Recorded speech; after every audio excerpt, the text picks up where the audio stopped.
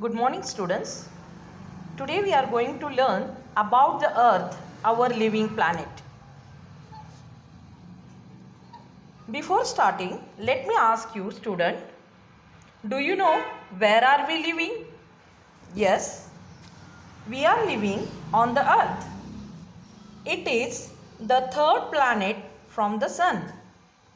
The Earth is the home for all forms of life like planet, animals and human beings. And because of its suitable distance from the Sun, range of temperature, life supporting gases, atmosphere, water cycle, etc., our Earth is called by many names. Some of them are it is known as living planet, unique planet, watery planet and blue planet. Why it is living planet? Because animals, plants and human beings are living here, so it is living planet. And it is a unique planet. Why? Because only this is a planet from our universal where the human beings, plants and animals survive. And why it is watery planet? Because we can see here it is a more water bodies are here. And why it is blue planet? Because water denotes the blue color, so it is a blue planet. Now we will see the distribution of land and water bodies on our Earth. My dear students, let me tell you, the Earth is the fifth largest planet in the Sun's family. The diameter of the Earth is approximately 4 times greater than the Moon, and it is around 107 times less than that of the Sun. The total geographical area of the Earth is 510 million square kilometer, out of which 361 million square kilometer, means 70.78% is covered by water, and 149 million square kilometer, means 22% is covered by land. Thus the Earth has the unequal distribution of land and water. Now let us discuss the Earth shape.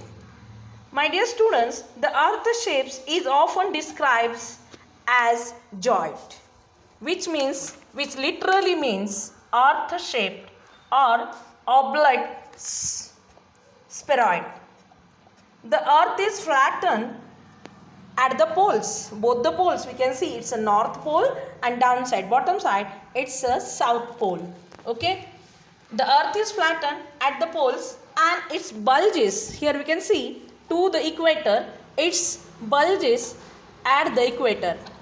So the equatorial diameter of the Earth is 12,756 kilometers, and the polar diameter here to the north pole and to the south pole, the polar diameter is 12,714 kilometers. So the equatorial circumference is 40,008 kilometers, and the difference between two, means to the equatorial and to the pole, both the poles, it's 42 kilometers in diameters, is the proof for regarding the joint shape of the Earth.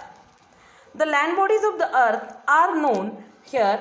All the land bodies of the Earth are known as continents. There are 7 continents, namely Asia, Africa, North America, South America, Antarctica, Europe and Australia.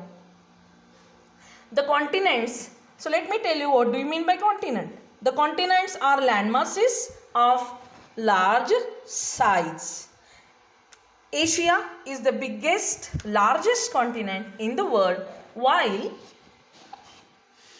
Australia, here it is. Australia is the smallest continent in the world. The large water bodies on the earth are called as oceans. The Indian Ocean and there are four major oceans. They are, here we can see, the Pacific Oceans, the Atlantic Oceans here, and the Indian Oceans here, and the Arctic Oceans. The Pacific is the largest ocean and the deepest ocean, while the Arctic is the smallest and shallowest ocean.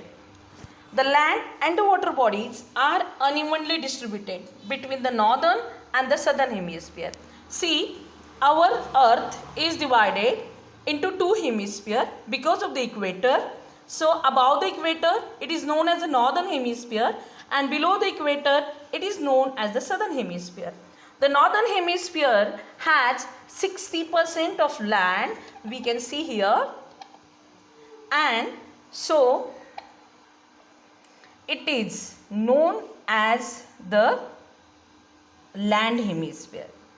On the other side, to the southern hemisphere, it is only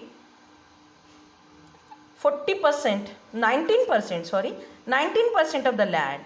So we can see more it is water to the southern hemisphere. So it is known as a water hemisphere.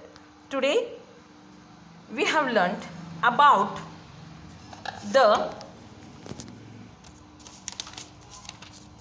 why is the earth called as a living planet, different names of the earth, the distribution of land and water bodies, 7 continents and 4 oceans, and about the northern hemisphere and the southern hemisphere. Thank you. Have a nice day.